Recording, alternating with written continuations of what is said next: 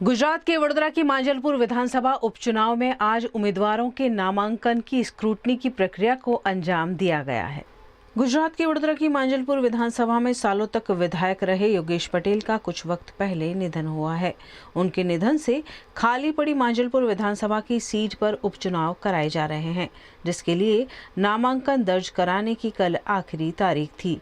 आज उन नामांकनों की स्क्रूटनी की गई है, जिसमें 3 फॉर्म रद्द कर सिर्फ 2 फॉर्म मंजूर किए गए हैं।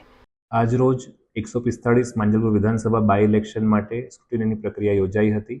ગઈકાલ સુધી કુલ 15 ફોર્મ્સ 7 ઉમેદવારના આવ્યા હતા, જે પૈકી 2 ઉમેદવાર ડમી ઉમેદવાર હતા એટલે કુલ 5 ઉમેદવારના ફોર્મ આવ્યા હતા। જે પૈકી આજે સ્ક્રુટિનીની પ્રક્રિયામાં કુલ 2 ઉમેદવારના ફોર્મ મંજૂર કરવામાં આવ્યા છે અને 3 ફોર્મ અમાન્ય કરવામાં આવ્યા છે।